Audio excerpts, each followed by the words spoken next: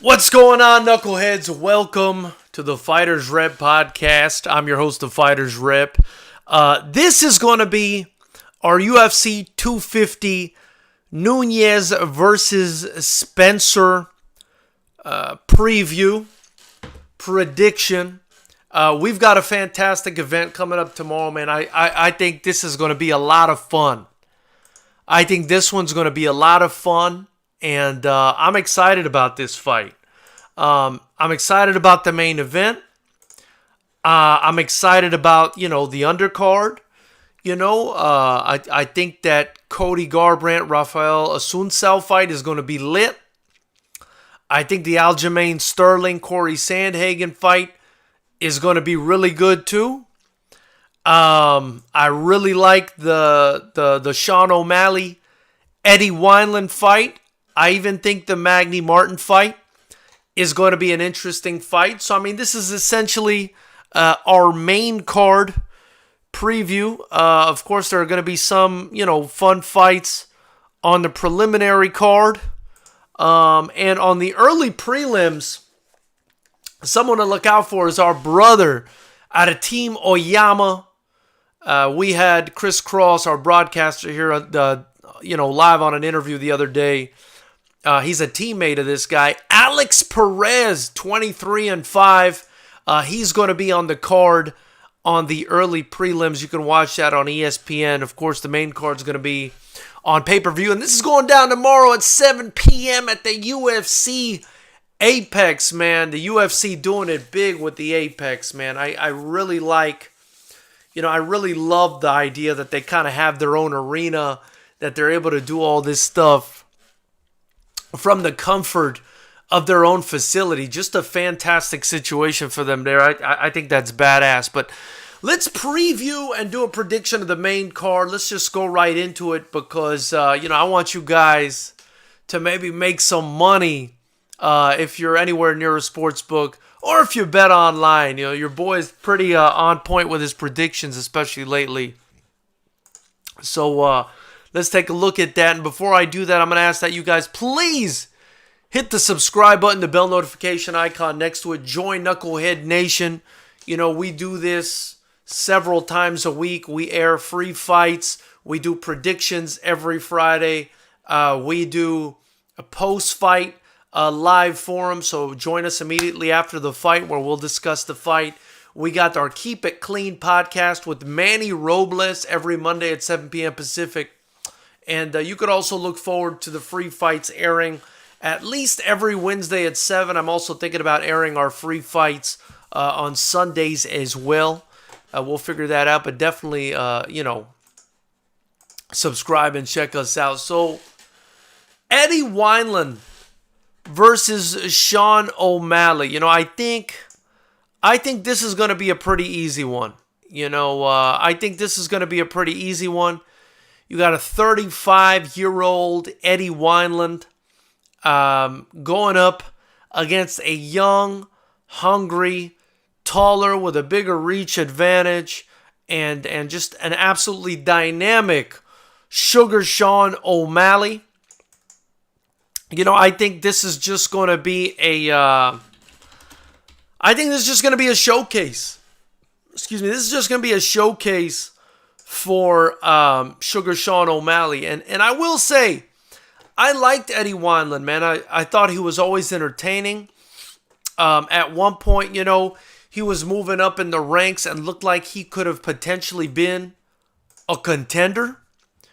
But, at this point, 35 years old, very inconsistent, lost 2 out of his last 3, although, he did pick up a TKO in his last fight. But, that was about a year ago against Grigory Popov. Not a world beater by any means.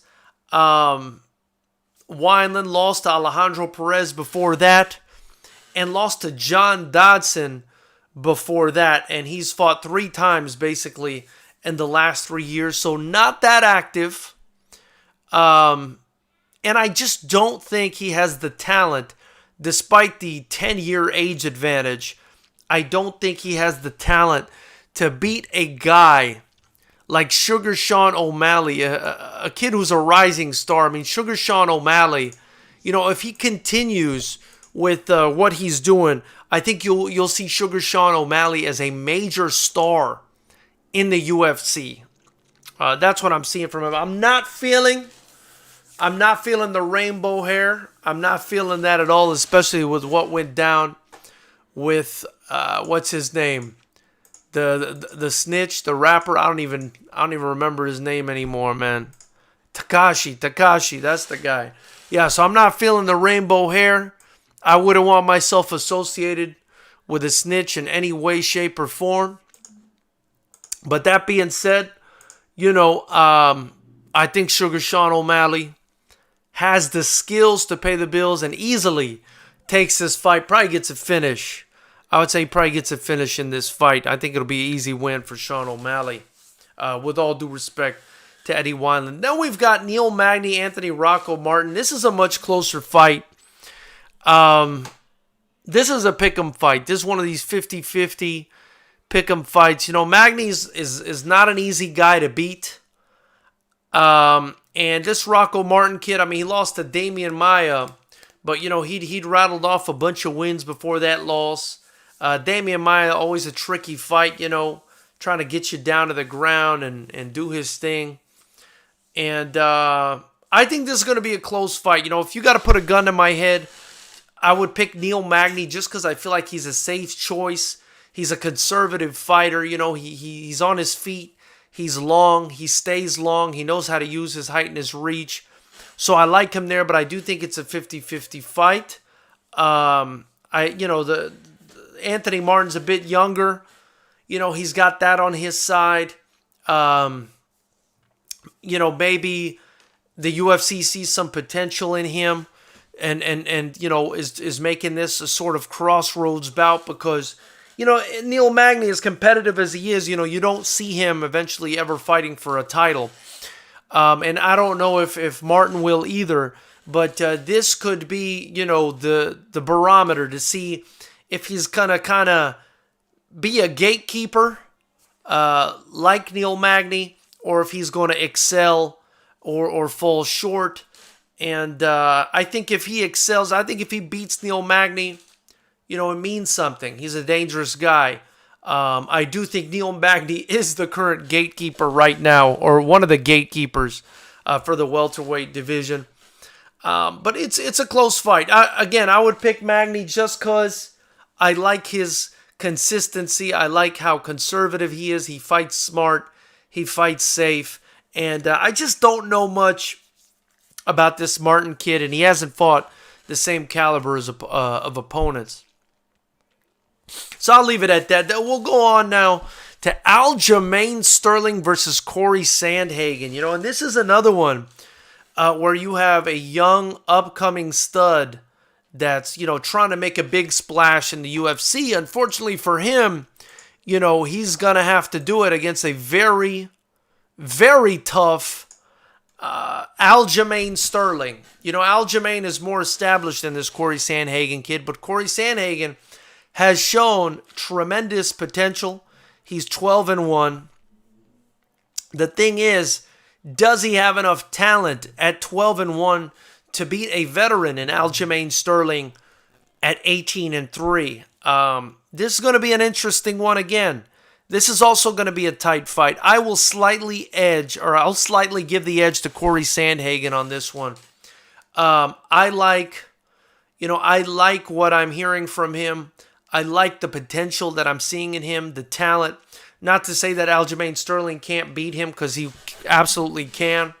I would say it's about a 55-45 fight in favor of Sandhagen right now. But I just think he's more like the future. Again, like the Sean O'Malley situation. And I see him riding a whole lot of momentum, believing in his own hype, and potentially doing a great job against Aljamain Sterling, who will remain a factor. I mean, whether he wins or loses this fight, but I just think Corey Sandhagen might actually have the goods. We're gonna have to wait to see tomorrow. Next up, we got the co-main event. This one I'm really excited about, man, because Cody Garbrandt is never in a boring fight, right? I mean, he's never in a boring fight, this Garbrandt kid. And the problem is, though, I just feel like he's been underwhelming in his past few fights, Garbrandt, that is.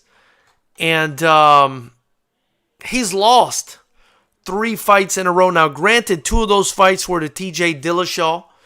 We don't know if he was cheating or not as far as Dillashaw goes in those fights, considering that, you know, he's had to serve a suspension. He's had to serve a suspension since that time. But, you know, Cody Garbrandt has lost his last 3 fights. Cody Garbrandt has not won a fight since December of 2016, you guys, when he beat Dominic Cruz. Asuncao, on the other hand, has, you know, he's lost 2 of his last 3, but the people he lost to were Marlon Moraes, who, you know, who submitted him in the first round, and then Corey Sandhagen, who beat him in a decision over the course of 3 rounds. I just feel like, you know, Garbrandt is going to be a lot rustier. He has less activity, and I feel like Asuncao is a more well-rounded fighter. I don't feel like Garbrandt is going to be anywhere near Asuncao's level on the ground. Even on the feet, we saw Cody Garbrandt get KO'd by Pedro Munoz. Before that, he got TKO'd twice by TJ Dillashaw. I mean, here's a guy whose confidence is you know, it's the Titanic, man. It's sinking, or it's already sunk. I mean, 3 knockouts in a row. That's got to do a lot for a guy who was a champion when he beat Dominic Cruz, and undefeated in December of 2016, and then got knocked out. You know, finished 3 times in a row since then, in the 3 years afterwards. I mean, I just, as horrible as it sounds, man, I feel like Cody Garbrandt is going to have a hard time recovering from that. And I don't know if Asuncao is going to be the guy that you know, he recovers from that he can recover from that with. You know, this is not the guy. This is a tough guy. He's beaten Marlon Moraes in the past. He's beaten Aljamain Sterling. He's beaten Dillashaw. He's beaten Pedro Munoz. If Asuncao shows up, and he's 37 years old, so you never know. He's 37 years old. You know, Garbrandt's only 28, so you never know. But I just feel like that is very traumatic, what Cody Garbrandt went through. And I don't like this fight for him. You know, it's a pick-em fight, but I'm going to have to go ahead and pick Rafael Asuncao, just because, again, I don't know where Cody Garbrandt's head is, man. And I could be way wrong on that.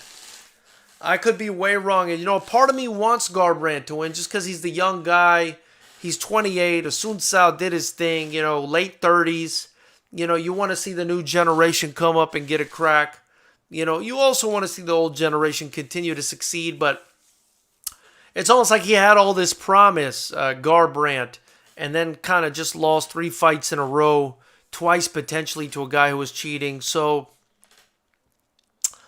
it's kind of sad for me to look at Cody Garbrandt's career over the past 3 fights and make a pick against him like that. But excuse me, it is what it is. Now, as far as the main event, Amanda Nunes versus Felicia Spencer.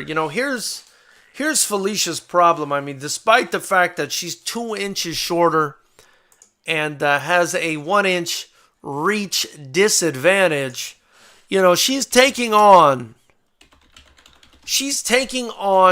the greatest female combat sports athlete in history, in Amanda Nunes. And despite the fact that she's got an 8-1 record, she lost against Cyborg, and I just don't feel like she's beaten anybody even close to Amanda Nunes' level. The other thing is, most of her wins are by submission. So, I think if she does have a chance here, it's going to be to get Amanda Nunes to the ground. I mean, she's going to have to get Amanda Nunes to the ground. She's not going to want to stand up with that monster. We've all seen what happens when you stand up to Amanda Nunes. And it's not going to be pretty. So I don't think she's even got a shot, to be honest with you. I mean, it's a very slim shot.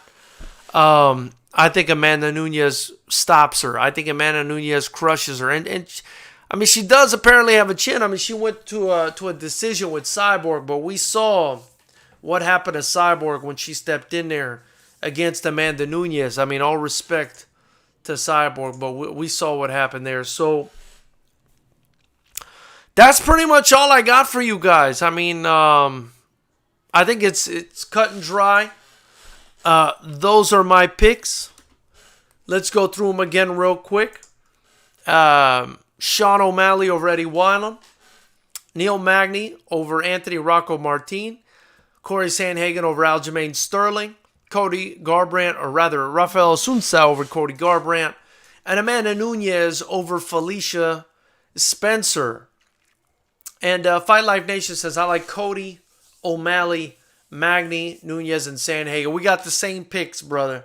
We got the same picks. One of the rare times where we seem to agree. So, yeah, we'll be back on here tomorrow. Immediately after the fights, we'll be live. And we'll talk then, knuckleheads. If you haven't already, get your shirt below. Help me continue to build the greatest kickboxing promotion in the world, FightersRep Promotions. We'll be back as soon as this state lets us do fights again. And anything you donate to the channel, anything you purchase like these shirts from below is going to get reinvested right back into the promotion. So thank you guys so much for joining me. Until next time, keep it clean. I'll see you immediately.